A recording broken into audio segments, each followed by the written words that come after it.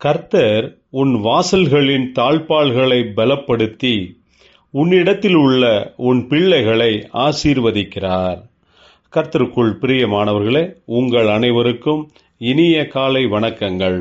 இன்றைய வேதவசன தியானத்திற்கென்று நாம் தெரிந்தெடுத்திருக்கும் வேத பாகமானது மத்தேயு 13ஆம் அதிகாரம் 58ஆம் வசனம். அவர்களுடைய அவிசுவாசத்தின் நிமித்தம் அவர் அங்கே அநேக அற்புதங்களை செய்யவில்லை. பிரியமானவர்களே, இன்றைய வேத தியானத்தின் தலைப்பு விசுவாசம் உள்ளவர்களாயிருங்கள் என்பதே. ஆண்டவர் இயேசு தாம் வளர்ந்த ஊரான நாசரேத்துக்கு வந்து அவர்களுடைய ஜெப ஆலயத்திலே அவர்களுக்கு உபதேசம் பண்ணினார். அவர்கள் ஆச்சரியப்பட்டு, இவனுக்கு இந்த ஞானமும் பலத்த செய்கைகளும் எப்படி வந்தது? இவன் தச்சனுடைய மகனல்லவா? இவ்விடத்தில் இவனுடைய சகோதரர்களும் சகோதரிகளும் நம்மிடத்தில் இருக்கிறார்கள் அல்லவா?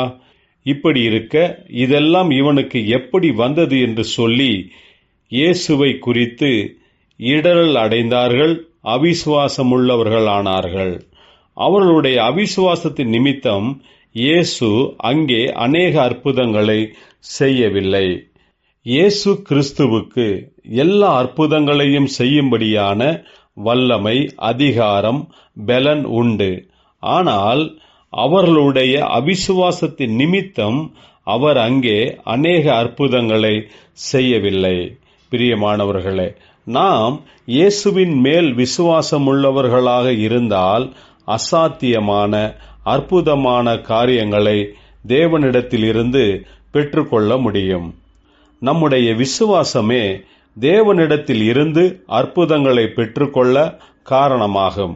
நாம் அவிசுவாசம் உள்ளவர்களாக இருந்தால் கர்த்தர் இயேசுவினிடத்தில் இருந்து அற்புதங்களை பெற்றுக்கொள்ள முடியாது.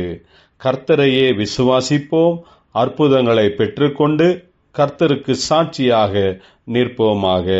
ஜெபிப்போம். ஜீவனுள்ள தேவனே, கிருபையில் ஐஸ்வர்யம் உள்ளவரே, நீர் ஒருவரே அற்புதங்களை செய்யும் வல்லமை, அதிகாரத்தை உடையவர். உம்மையே நாங்கள் விசுவாசிக்கிறோம். எங்களை ஆசீர்வதியும், பலப்படுத்தும். இயேசு கிறிஸ்துவின் நாமத்தில் ஜெபிக்கிறோம் நல்ல பிதாவே. ஆமேன்.